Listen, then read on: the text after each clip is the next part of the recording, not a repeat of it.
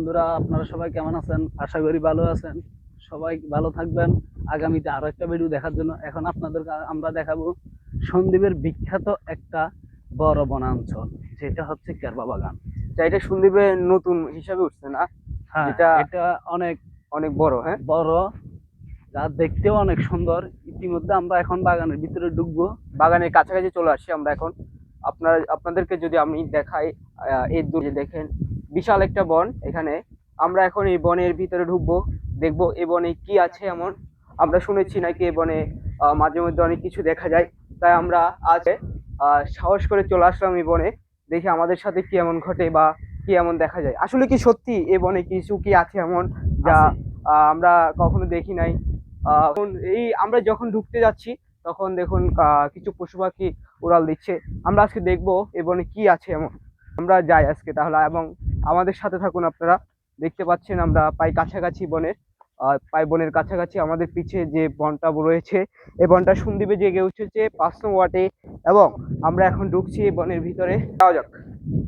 এই বনটা আসলে উত্তাল সাগরের ভেসে ওঠা স্তর প্রতিষ্ঠিত হয়েছে, যা একটা সংগঠন এসে অনেকগুলো কেরবা গাছ রোপণ করেছে। রোপণ করার পরে এই বনটা ধীরে ধীরে বড় হয়েছে। ইতিমধ্যে দর্শক আমরা দেখতে পাইতেছি এই বাগানে কিছু কিছু জায়গার সীমানার ফিলার। আমার মনে হয় যত সম্ভব এই জায়গাটা যাদের কাগজপত্র আছে তারাই যত সম্ভব দখলে যেতে চায়। হ্যাঁ সরকার বন্ধুরা, মনে আমরা হয় যদি আপনাদের ফিলার গুলো দেখাই, দেখুন আজকে এই বনে জোয়ার উঠেছে, যার কারণে আমরা হাঁটতে আমাদের একটু কষ্ট অনুভব হচ্ছে। আমরা যদি এই জায়গা এই বনের যে পিলার গুলো, মানে আগে যারা বসবাস করতো তারা এই যে বন জেগে ওঠার কারণে এই বনে যে পিলার গুলো দেওয়া হয়েছে, এটা হচ্ছে তাদের সীমানা। আমরা এখন ধীরে ধীরে ভিতরে যাচ্ছি বনের, দেখা যাক এই বনে কি এমন আছে যা আমরা আগে কখনো দেখি নাই।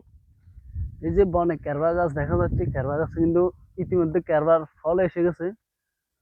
বিগত মাসখানিক পর ফলগুলো যখন বড় হবে, এই ফলগুলো খেতে কিন্তু অনেক সুস্বাদু। আচ্ছা, এই ক্যারবা গাছের ফলগুলো কি খাওয়া যায়? অবশ্যই খাওয়া যায়, আমি এটা আগে আমরাও কখনো খাই। শুনিনি, আজ শুনলাম। এই বনে যে ক্যারবা গাছগুলো দেখতে পাচ্ছেন আপনারা, এই ক্যারবা গাছগুলোতে যে দেখা যাচ্ছে কিছু ফুল আসছে। এই ফুলগুলো থেকে যে ফলটা উৎপন্ন হবে সে ফল নাকি খাওয়া যায়, আমি এখন শুনলাম। না, দেখুন বনটা দেখতে অনেক। কিন্তু অনেক সুন্দর। আসলে পুরো বাংলাদেশের মানুষ এইভাবে বনাঞ্চল তৈরি করা প্রয়োজন। বনাঞ্চল না থাকলে বৃষ্টি হয় না, খরা বেড়ে যায়, আর খরা বেড়ে গেলে আমাদের ক্ষতি বেড়ে যায়। শ্বাস হয় না, বৃষ্টি হয় না, গবাদি পশুর খাদ্য হয় না। আমরা মনে করি সাধারণ মানুষ এরকম বনাঞ্চল তৈরি করা প্রয়োজন। দেখতে পাচ্ছেন বন্ধুরা, এই বনটা কিন্তু ছোট না, এই বনটা অনেক বড় একটা বন। আগে কখনো এখানে এরকম বন জেগে ওঠেনি। এখানে ছিল এক সময় বসত বাড়ি, ঘর। কি আমি ঠিক বলছিলাম তো? এখানে কি আগে বসত বাড়ি এবং ঘর ছিল? ছিল, যখন নদী ভাঙ্গে নাই পুরাতন ছিল, তখন এখানে ঘরবাড়ি ছিল, অনেক জনবসতি ছিল। কিন্তু এখন তা বিলুপ্ত হয়ে গেছে নদী ভাঙ্গার কারণে। নদী নদী ভাঙ্গার ভাঙ্গার কারণে, পর হ্যাঁ। প্রায় বিগত 2-3 শতাব্দী পরে নতুন করে উত্তাল সাগরের ঢেউ ভেসে ওঠা এ চরে এখন আবার জনবসতি হওয়ার সম্ভাবনা রয়েছে। আচ্ছা, যাই হোক, আমি শুনেছিলাম এক সময় এই বনে নাকি অনেক বড় একটা সাগর হয়ে গেছিল, এখন যেটা চরে রূপান্তর হয়েছে। এখন এই বন থেকে নাকি কাঁকড়া এবং অনেক কিছু, এই যে ছোট ছোট খালগুলো আছে, এই খালগুলোতে যখন জোয়ার আসছে তখন নাকি কাঁকড়া এবং অনেক কিছু পাওয়া যায়। এই বনে বিশেষ করে এখন বন্য প্রাণী, যাকে বলা হয় বন্য প্রাণীগুলোর বসবাসের জায়গা হয়েছে। তার মানে এটা হচ্ছে যে একটা পরিবেশের ভারসাম্য রক্ষা। আর তাছাড়া এই বনের নিত্যদিন মানুষ অনেক পরিশ্রম করে, কাঁকড়া ধরে, কাঁকড়া বিক্রি করে, এবং সেই সাথে বিভিন্ন জন বিভিন্ন পদ্ধতিতে মাছ ধরে মাছ বিক্রি করে, বাজারে মাছ বিক্রি করে তাদের পরিবারের চাহিদা মেটায়।